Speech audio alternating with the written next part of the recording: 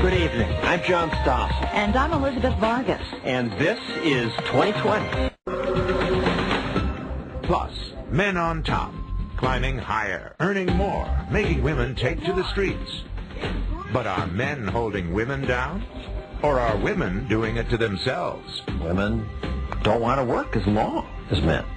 So why are women complaining? I'm John Stossel, and I say, give me a break. Those stories, tonight on 2020. 2020 continues. Once again, John Stossel. Now, I'm going to risk getting emailed to death by irate viewers. We've all heard how women are paid less than men for the same work. 25% less, say many studies. And that's true, but is it for the same work?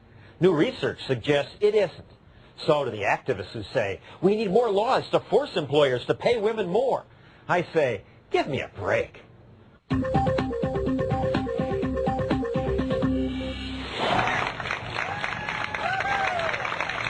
Last month on Wage Equity Day, politicians demanded new laws to protect women.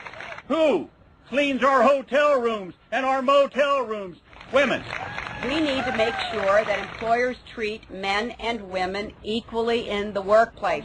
We've heard over and over that Today, a woman makes 78.5 cents for every dollar earned by a man. it's called the wage gap, and the activists say it's not about men working longer or harder. It's about sexism. That no matter how hard women work, or whatever they achieve in terms of advancement in their own profession and degrees, they will not be compensated equitably. Most people believe that. I was on the Tony Danza show this morning, and I asked the audience, in the same job, doing the same work, who will be paid more, a woman or a man? Man! Even these adolescents believe it. Man! Wow, how unfair. But wait a second, does this even make sense? Suppose you were an employer, and you knew that you could hire women to do the same job for much less money. Wouldn't you hire only women? I asked Martha Burke, chairman of the National Council of Women's Organizations, about that. So if a woman does equal work for 25% less money, why would any employer ever hire a man? Well, because they like to hire men, John. I mean, they like to hire people like themselves, and they darn sure like to promote people like themselves. Burke wrote this book about power and discrimination, and she concludes what we've all heard. Women make less, even if it's the exact same job title, and it is the exact same work, and the experience is comparable. There's still a feeling in this country, A, that men own the jobs, and B, that men are automatically better at jobs. No, that's not true, says Warren Farrell. The average full-time working male works 3 hours more per week than the average full-time working female. Farrell spent about 15 years going over U.S. Census statistics and other studies and found that the wage gap exists not because of sexism, but because more men are willing to do certain kinds of jobs. He illustrates this when making speeches. It's men over here and women over here. He separates the men and women and then asks people to stand up based on more than 20 job choices. Stand up if you work in a field that exposed you to the wind, the rain, and the snow for at least 2 years of your life. Stand up if you've done that. Stand up if you work more than 40 hours a week. If you work 51... Again and again, more men stand. Stand up if you have more than 20 years' experience. Commute more These are all choices that bring higher pay. 14 men and about 4 women. That's why men earn more, says Farrell's new book. Women make less because they want different jobs. The women themselves say they're far more likely to care about flexibility. The men say I'm far more likely to care about money. And what about the fact that almost all the biggest money makers, the company bosses, are men? Yes, there are some female CEOs making big bucks, but they are the exception. Isn't that discrimination? We have been suckered into believing that because there are more men at the top than women at the top, that this is a result of discrimination against women. That's been the misconception. It's all about trade-offs. You earn more money, you usually sacrifice something at home. If they aren't discriminating, why are they paying these million-dollar settlements? Because they're afraid. They're afraid of getting publicity for a year saying that they're anti-female.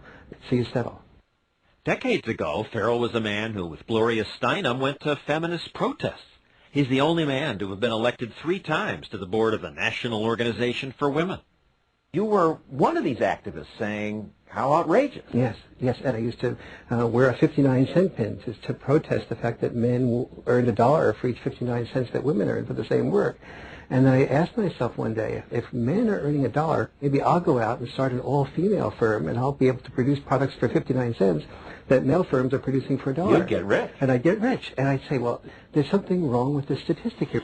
Farrell then combed through the jobs data and found that higher-paying jobs are more likely to require longer commuting times, safety risks, frequent travel, long hours, and other factors that on Farrell's test led the men to stand while the women sat. Those jobs pay more because fewer people want to do them. It's not sexism, it's simply supply and demand.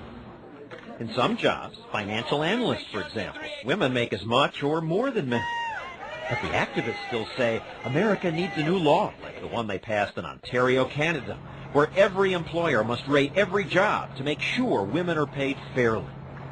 The law's incredibly complicated. The Pay Equity Commission came out with this implementation checklist, which just goes on and on with complicated instructions. Sheldon Kaplan works for a Canadian company that sews and sells sofa cushions. We went off, spent months, spent thousands, if not $10,000s of dollars to do a 3-cent adjustment that may not have even been necessary. The sofa company's evaluations went on for 41 pages of hair-splitting guesstimates to try to comply with the bureaucratic rules. And while the law may have raised some women's wages, a broader study done by the Canadian Journal of Economics says the law has had no effect on wages in female jobs or on the wage gap. We don't need a law, says Kaplan. Any company that discriminates by sex or anything other than workability will have higher costs. I hope my competitors discriminate. I want my competitors to discriminate because they will go out of business. Why does the myth persist? Everywhere I hear women earn less. It persists because nobody wants to confront it, because men who confront it become the bad guy. So now you're the bad guy. Yes, actually. But he's just saying what makes sense. Women and men look at their life, and women say, what do I need? Do I need more money, or do I need more time? And women are intelligent enough to say, I need more time. And so women lead balanced lives. Men should be learning from women. But some politicians say we should import the bureaucratic mess Canada has? Give me a break.